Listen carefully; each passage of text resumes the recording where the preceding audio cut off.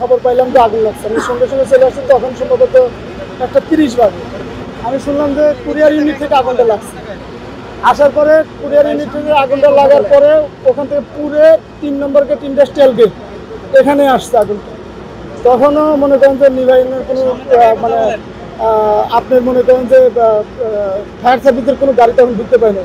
শুনলাম যে hander gate দিয়ে ঢুকবে, ওখান থেকে নাকি পারমিশন চাচ্ছে, এরকম একটা কথা শুনছি, লোকে মুখে শুনলাম, আমি বাস্তবে শুনি। মানে আমাকে একটু বলবেন যে কমপ্লেক্সে ধাপে ধাপে কি প্রথম কুরিয়ার, প্রথমে উত্তর পাশে হলো কুরিয়ার সার্ভিস, তারপরে হলো গেট 3 নম্বর গেট, ইন্ডাস্ট্রিয়াল মাল থাকে, তারপরে বিজেএমির মাল থাকে 2 নম্বর গেটে।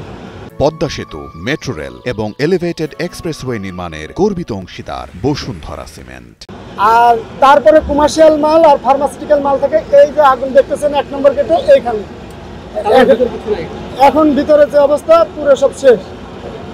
আর আমরা চেষ্টা করছি যাইতে, আমাদেরকে বিভিন্ন সংস্থার লোকজন আমাদেরকে ঢুকতে দেয় নাই। কত লোক এখানে কাজ করে? আমরা কাস্টম সরকার আছি 10,000-এর মতন, আর মালিকরা আছে 4,000 3,500 এরকম। আমরা মানে ইম্পোর্ট গুডস রিলিজ করার সাথে জড়িত। আর এখানে হেল্প করার জন্য আমরা সবাই হেল্প করছি, যেমন এয়ারপোর্ট হোটেল আজমল হোসেন মিঠুবের নেতৃত্বে যত পানি টানি লাগে এগুলো দেশে, জসিম ভাই ওনার সাথে জড়িত, ওনারা সবাই বলে দিয়েছে যে কোনো পানি টানি লাগলে সব। ধন্যবাদ।